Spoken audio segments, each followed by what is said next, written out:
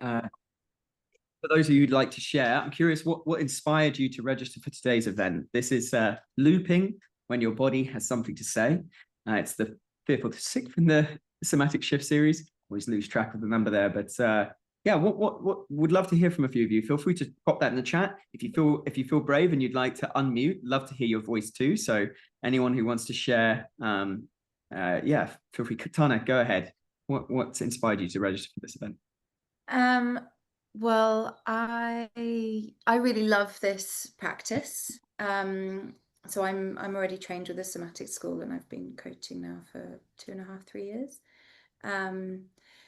And yeah, I find it's becoming more and more interesting, this element of looping. So I'm interested in the framing around it, because sometimes there's a bit of an apprehension when I'm sharing what's occurring within me, that I'm making it about my experience. And so I'm very good to say, does this mean anything to you? I'm noticing this.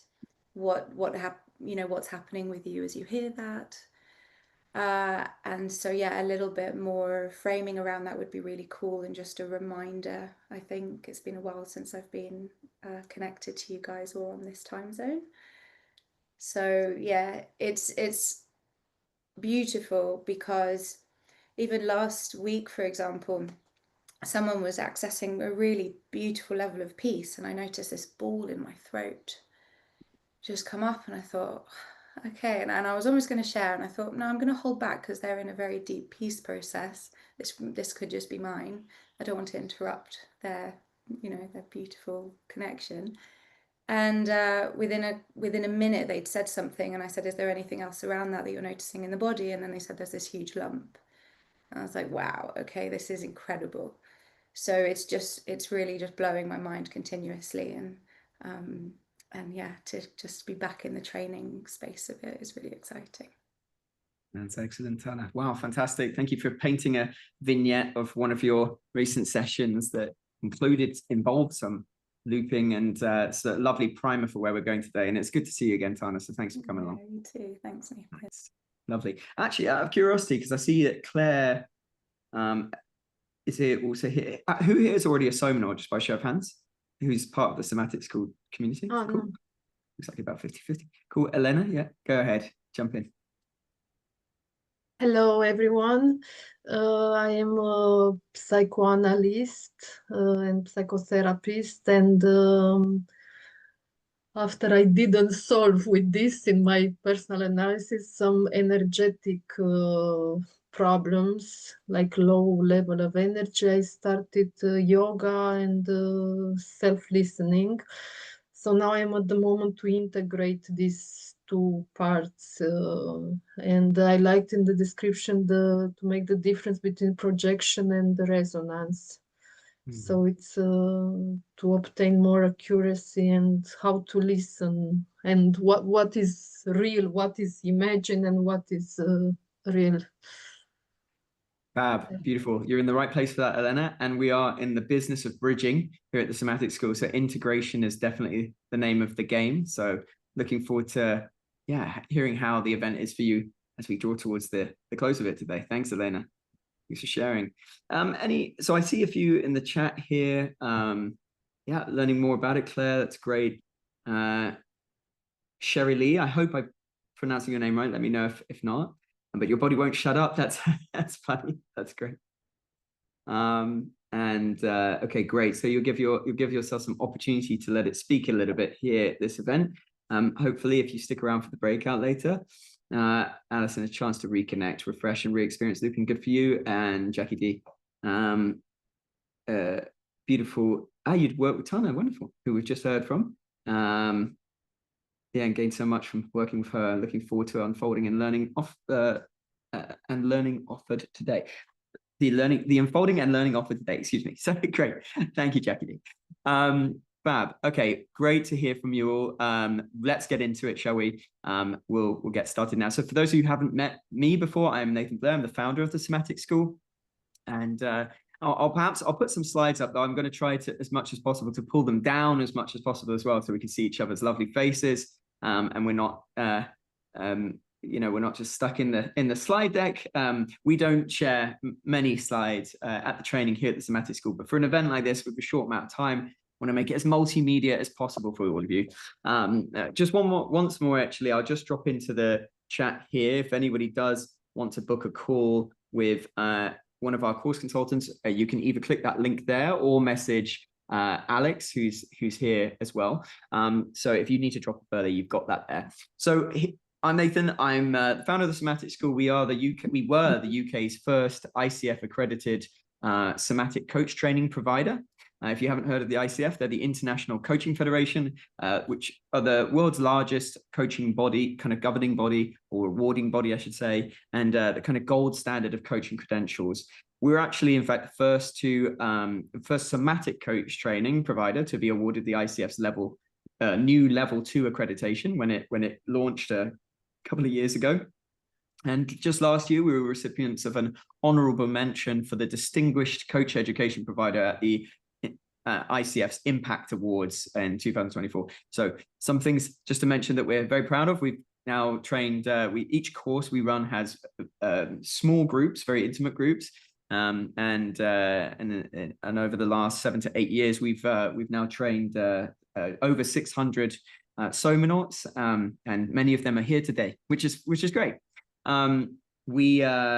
What we do all of this for is, really, I suppose at the end of the day, when we run a coach training school, not only does the impact affect those who are in the room, but then it has a ripple out effect. So each participant at the Somatic School is going to go forward to coach tens, if not hundreds, of other clients. And you can just imagine the ripple out effect there.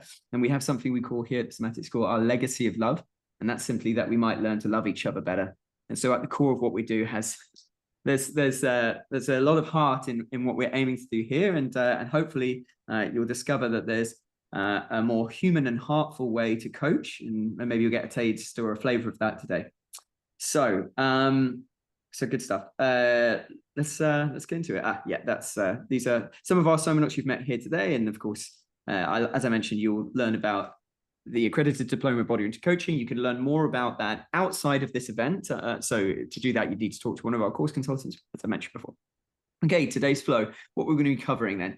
So today we're going to be exploring the science of resonance circuitry and its role in coaching. Anyone heard of resonance circuitry? Or Daniel Siegel? Okay, yeah, a few, but most people from our training here. But if not, I'm excited to share that with you. It should be good fun. If you're here at an event like this, you'll probably enjoy what we're about to share. You'll understand how looping supports relational synchrony and deepens client awareness. That's the skill we're going to be exploring today, looping. And you're going to learn how to share somatic cues without attachment, interpretation, or projection. Discover language that keeps your loop clean, curious, and client-centered, which I think is what we were speaking to, Katana. So we'll kind of come back to that later, and hopefully we can unpack your question a bit further if necessary. We're going to practice looping today as well for those of you who stick around for the breakout room, which I hope you do. And if you do, you'll be able to learn how to practice looping and see if you can experience for yourself. Don't take our word for anything here at the Somatic School. We want you to learn through experience. Your experience is the primary teacher here. It's not me, and it's not even the amazing people that, the shoulders that we stand on here, but your own personal primary subjective experience, as we say in the world of somatics. So you're going to learn to practice. You're going to be able to practice looping to bring unconscious resonance into conscious awareness, hopefully supporting the client to learn something that they might not have been consciously aware of prior to your intervention there. So that's what we're looking at today. So I said I'd pull the slide down. Quick question for you all. I'm wondering, whether you're a coach or you're new to coaching, what do you know about the advice for coaches around offering input?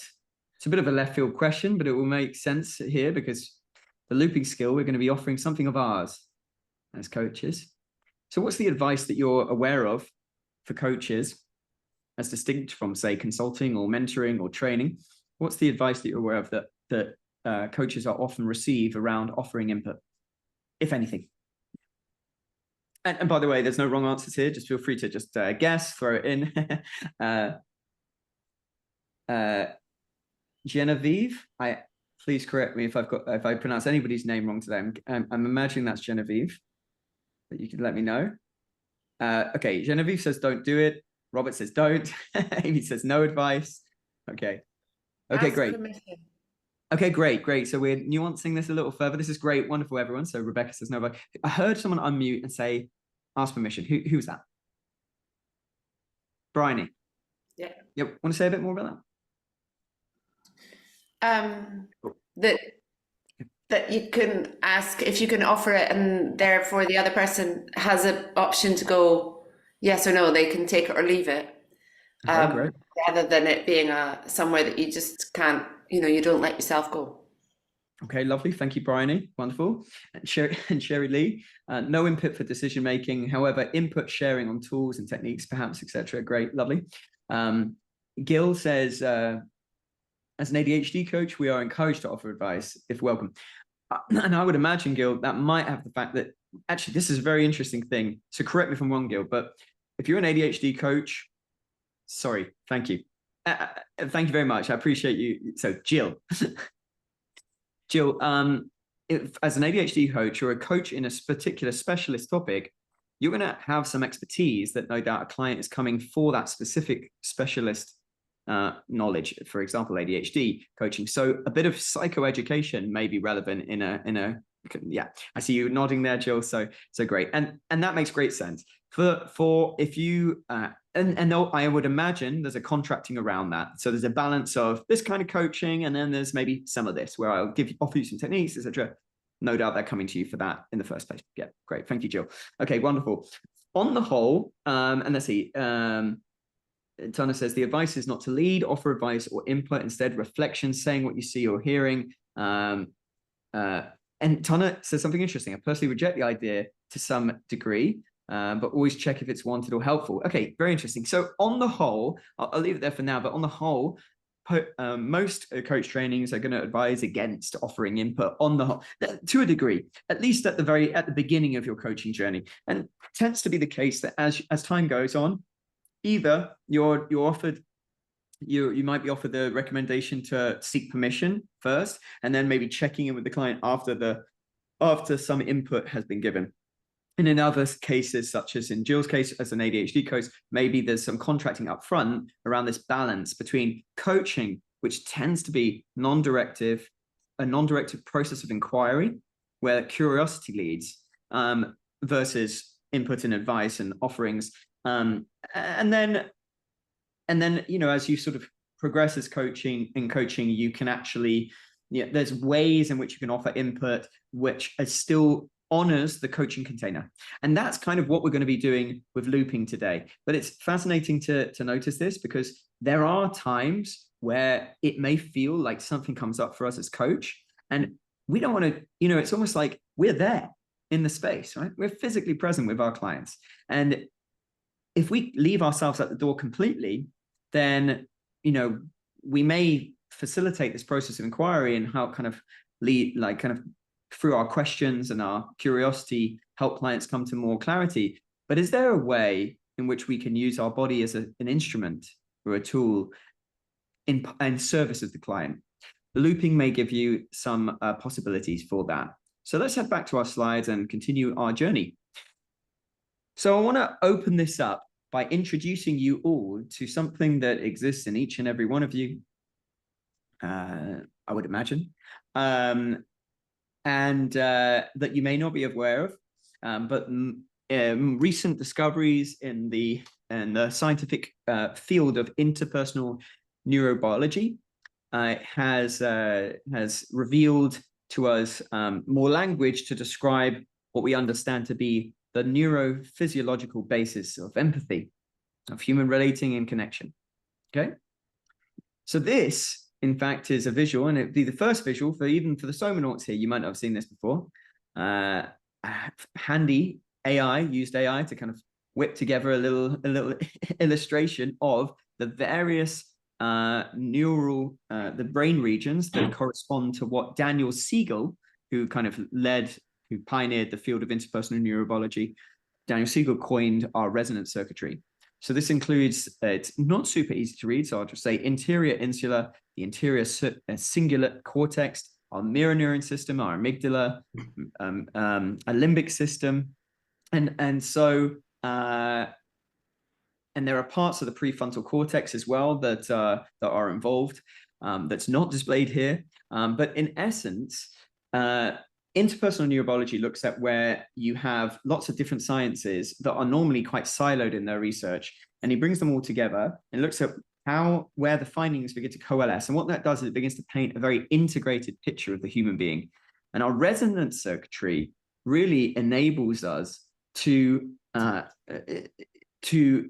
connect with and understand and kind of sense into the feeling states, the experiences of others when we're around them.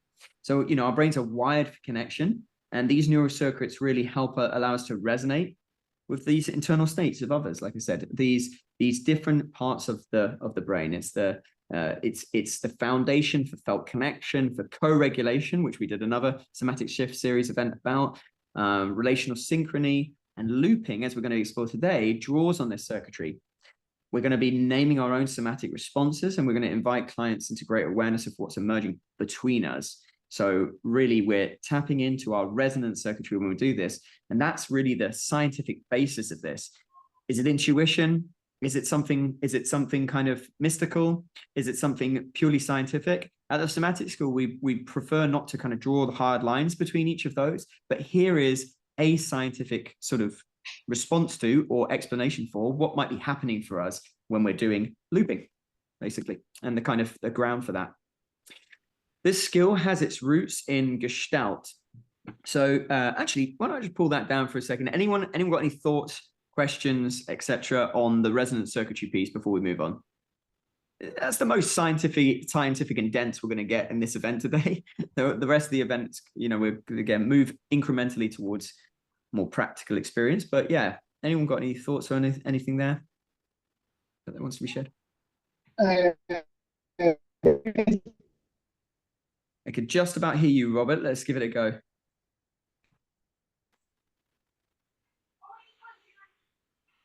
Want to try again, Robert? Yeah. Unfortunately, Robert, the signal's a bit too breaking up. We can't actually hear you. But if you pop it in the chat, maybe we can respond directly to that. Catherine says she loved the science element. So thanks for sharing that. Great. Yeah, it helps. Now, one of the reasons that science tends to help as well is if we're working as somatic or body-oriented coaches with clients in places like corporate sectors, where they kind of want to satisfy that left hemispheric, logical, rational mind thinking, the science can help a lot when we're doing things like this. If we might bring this to clients, say in environments like that, it can be very helpful.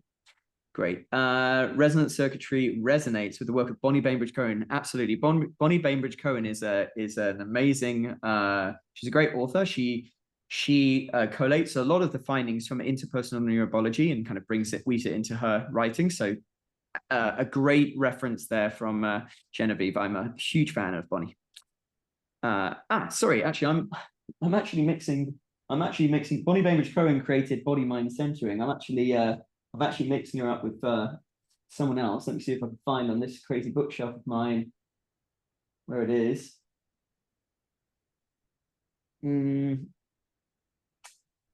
Bonnie Badenoch. Bonnie Badenoch is the person I was thinking of. And actually, I'm not even sure if I'm spelling her surname correctly, but it's like that. And she is the person who I was describing. Bonnie Bainbridge-Cohen created body mind centering, which is another somatic modality. Cool. Okie doke. So let's continue. Here we go. So the roots of this looping skill that we're going to be introduced to today are actually from Gestalt. In Gestalt, the contact boundary that's described in Gestalt is where self and other meet. And it's fluid, it's co-created, and it's alive in the moment. Okay. Awareness of present experience is the primary agent of change in the Gestalt work.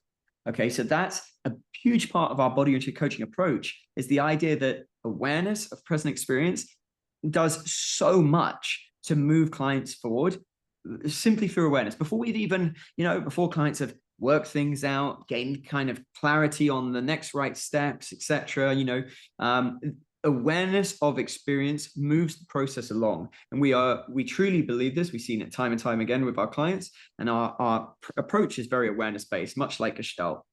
The coach's embodied experience is seen as part of the relational field. So it's not for interpretation, it's for information. In other words, what's happening in our own experience as coach or as a therapist in the world of Gestalt, what's happening in our own experience is relevant. It's valid. It's relevant information about what might be happening for the client, which is quite a thing to say. What's happening in my body might tell us something about what's happening for you.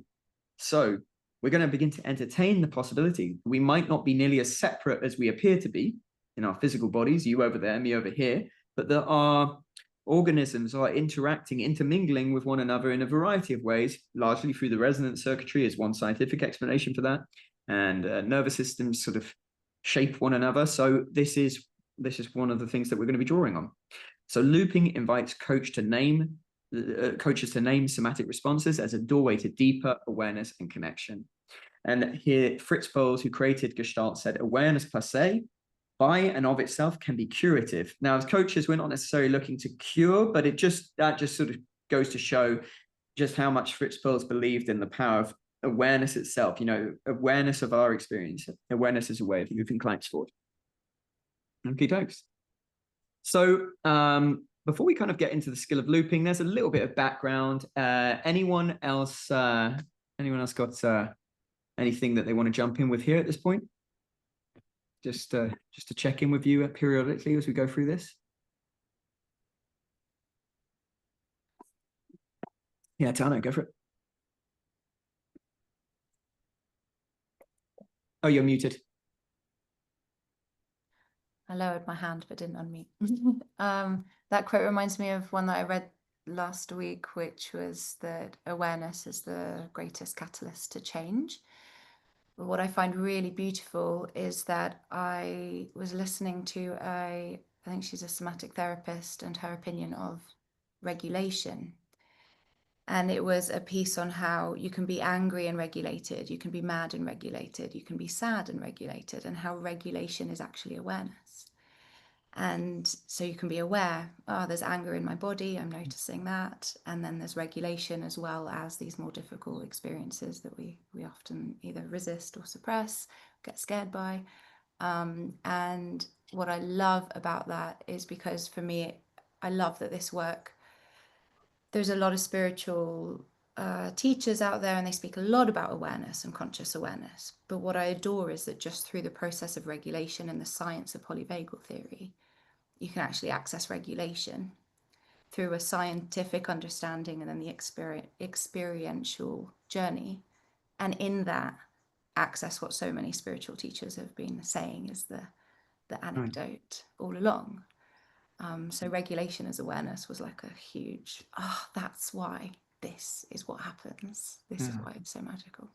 That's really cool, Ton. And I love what you said there at the end. And we all, when we get to that point, we all start telling the same story. Science, spirituality, or theology, philosophy, psychology starts to share the same narrative. And we're really all about that here at the Somatic School. And I love what you've just shared on that. Also, I did hear, and please don't quote me on this, please do your own research here, but if I'm not mistaken, I think I've seen somewhere in the neuroscience that our neural pathways around curiosity and around our survival instinct, or kind of our, I think more trauma response, are actually work on kind of different pathways. So when you're in that curiosity, when you're in that space of being aware of anger that I'm experiencing, but anger isn't all of me, it's kind of operating on a different neural pathway. So it can be, as we look at it in the course, it can be actually a way to regulation through that kind of awareness and curiosity, which is wonderful, Tana. Exactly as you say. Beautiful.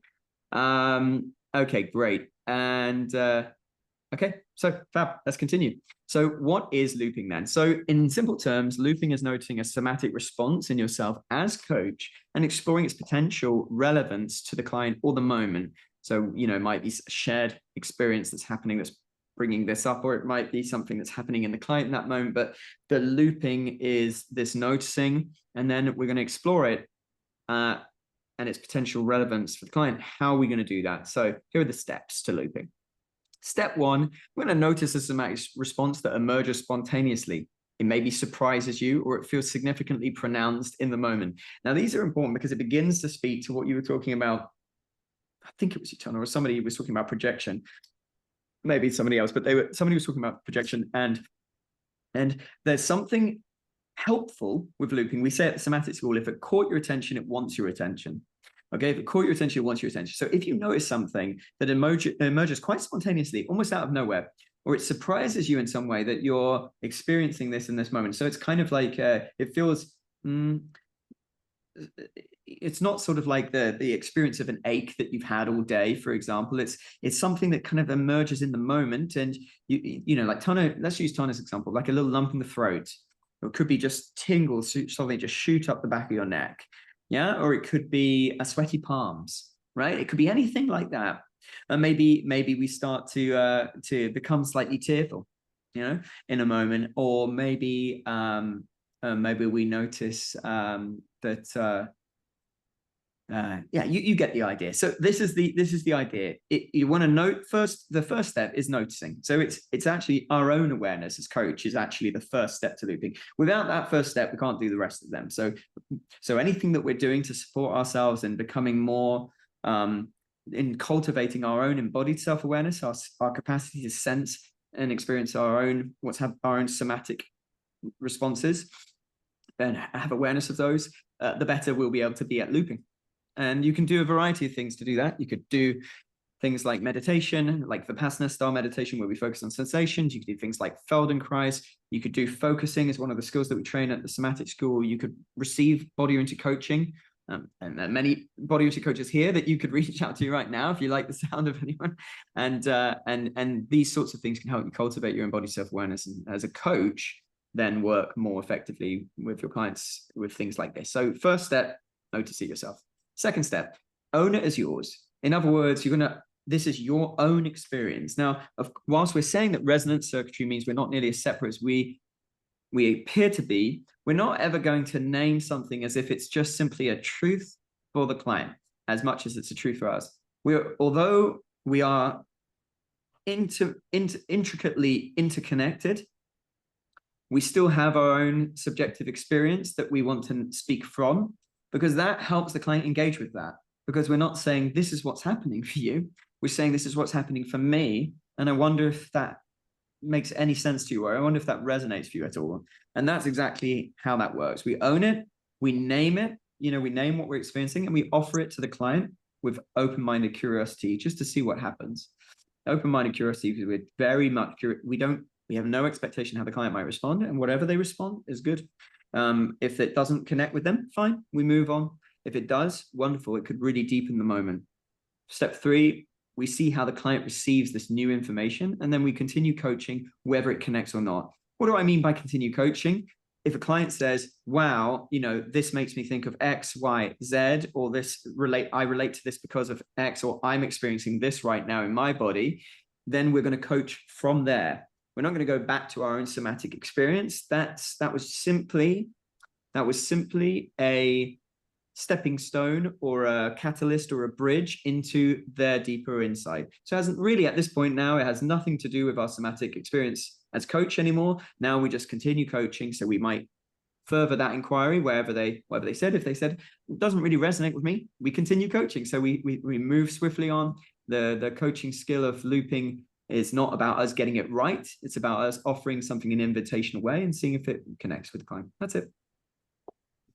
And when we do this, we call it looping because it creates this kind of a feedback loop in many ways, because you've got the client's experience, and then we're picking up in our own resonance circuitry within our own organism, within our own body mind, some experience, and then we're offering it to the client, and that deepens their awareness, and so on and so forth.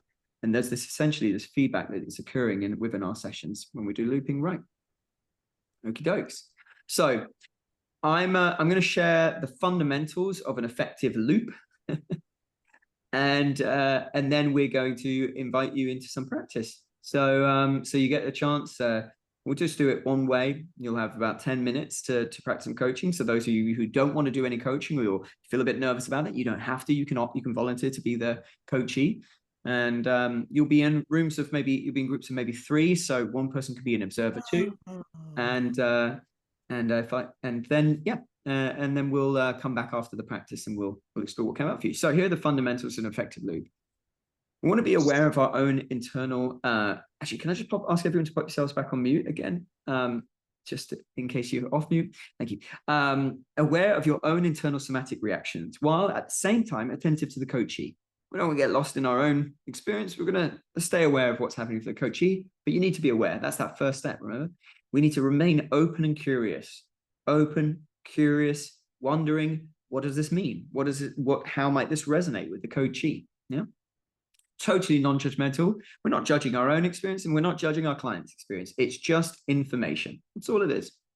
And then we're not attached to our observation. So we share the observation. We're not attached to our observation. We're not attached to sharing the observation. So if we miss the opportunity to do so, we let that go too.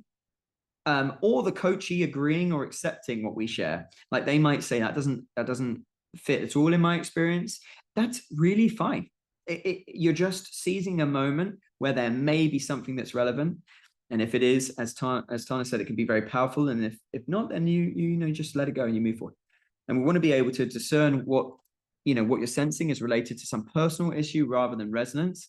And this one's a little bit more nuanced, but we'll come back to that after the breakout. Maybe we can unpack that further then. But there are many ways to kind of get more familiar with that. But for now, I would encourage you in this breakout to just experiment. Even if it's your stuff, we're offering it in this beautifully coachy way that has no attachment to the outcome, we're owning our experience. We're offering it and we're getting curious. So really, it doesn't even matter, because if it is your stuff and it's not theirs, they'll just say, oh, it doesn't really resonate with me. You say, oh, okay, must be mine, basically. Cool. Okay. So, right, just before we get into the breakout then, I just want to put this here because I'm mindful that some people may drop off at the breakout. If you don't want to participate in the breakout, that's fine. I'd like to invite some of you now. If you'd like to do it now, you can also do it later. But Alex is here, one of our course consultants. If you want to send Alex a message directly or send a direct message to myself, or probably best to go to Alexis Gallon in Zoom. If at this point you already know that you'd like to learn more about enrolling in the diploma and you'd want us to reach out to you for some next steps, you can put a 1. Just simply send a 1. Over to Alex. If you're intrigued, but you've got a few questions, you'd love to chat with someone, you can send a 2. And if it's not for you, but thank you, and you enjoyed today, and you're jumping off before the breakouts, you can give us a 3. But if you want to just send a direct message to Alex with a 1, 2, or 3, and now feels like a good time to do it because you might be jumping off, for example, go ahead. If not, and you're staying for the breakouts, let's get into it. So, and I'm just mindful as well, there was somebody in the chat who mentioned they wanted to see a slide. I saw that there.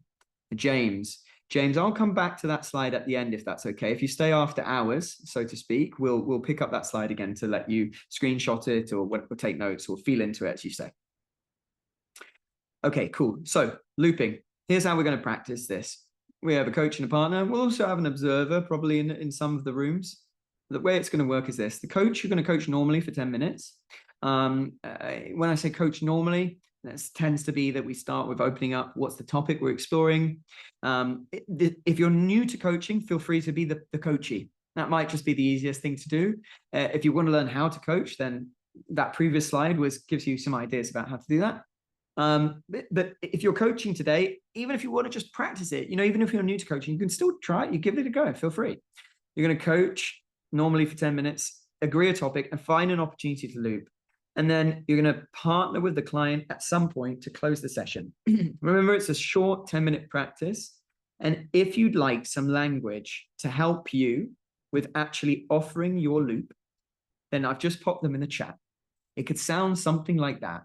So I'm sensing some tingles in the back of my neck, my heart rate has gone up, or I'm noticing I'm smiling in this moment, and that's curious to me, it's puzzling me. Does that make some sense to you? Or I notice, or I'm sensing, again, some tension in my shoulders. I'm curious about it. How does that resonate with you?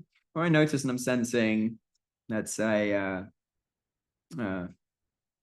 slight clench in my jaw, or maybe a kind of a strange impulse to laugh. Does that mean anything to you?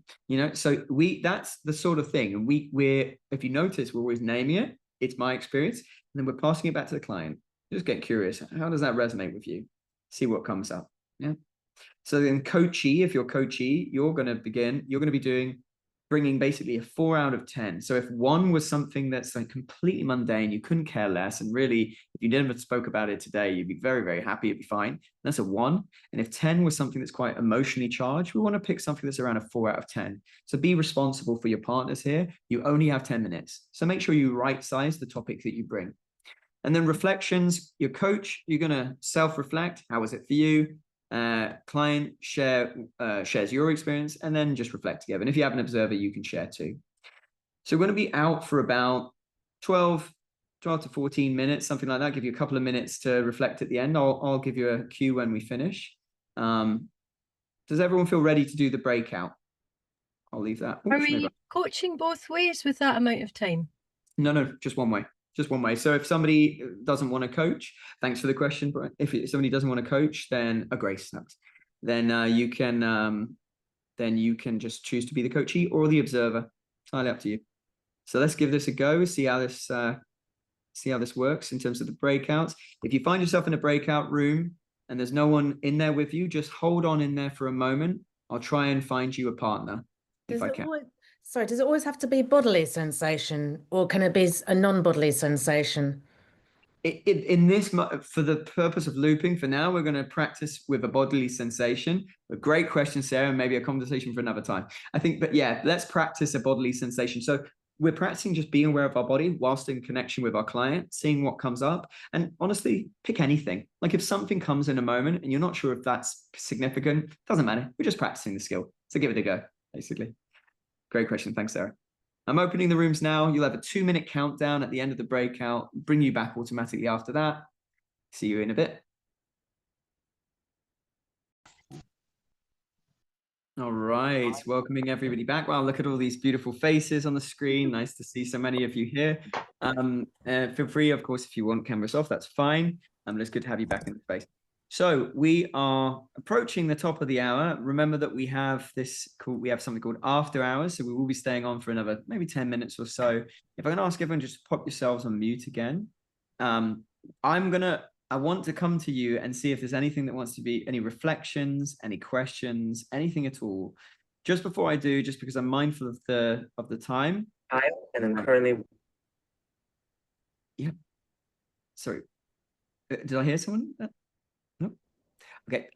Just because I'm mindful of the time, I will just share with you.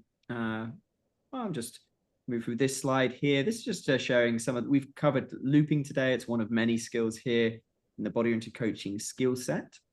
And so there's this once more. And for those of you who need to drop off at the top of the hour, here's how you find out more about the Somatic School. So just popping that there. You feel free to take a screenshot. Feel free to scan the QR code on that. And of course, if you'd like to come along to one of our introduction to body-oriented coaching events, I'm going to move on to the next slide now, just to let you know. You can scan this code here and come to one of our intro events.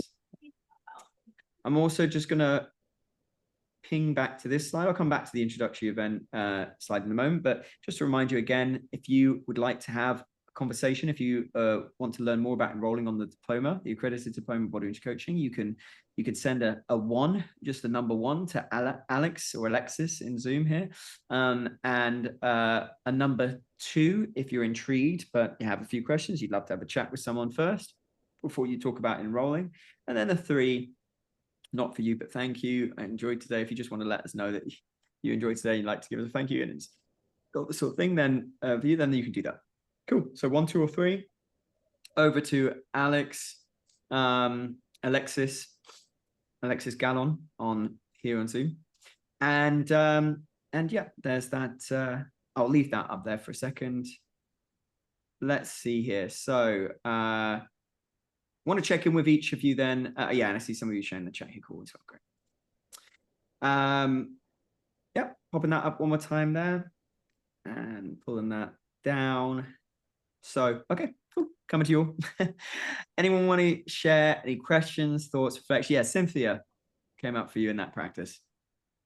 Thanks. It was very interesting. I was coaching, and what physical sensation came up for me right away, I eventually mentioned in the end, and it was before she even started talking, And I said, I mentioned what it was, and she said at the end in the discussion that it resonated very much. It was very relevant, but it actually was the topic that she hadn't brought, but that it was very relevant.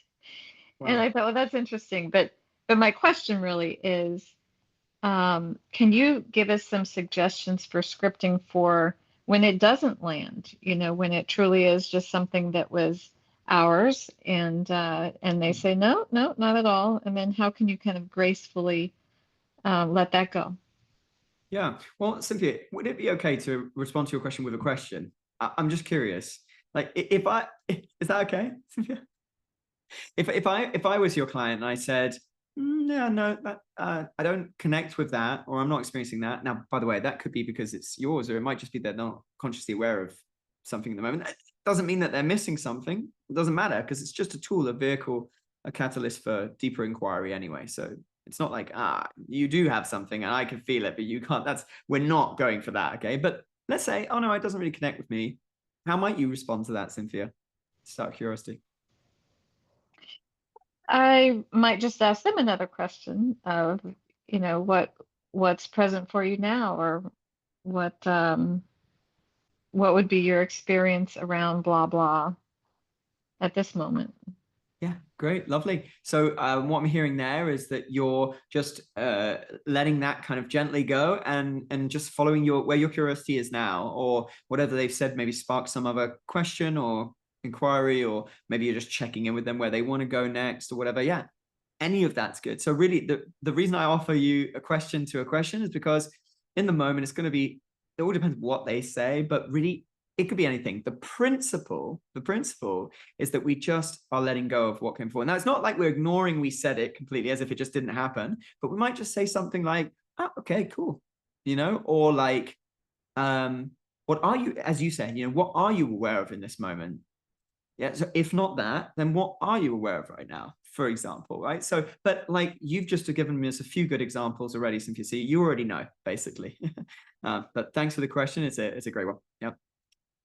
It's a good clarifying question. I just want to mention as well, of course, because we are now in after hours, for those of you who needed to drop off and you're wondering, you know, what are we doing now and when's the event going to finish? We are going to finish around 10 past.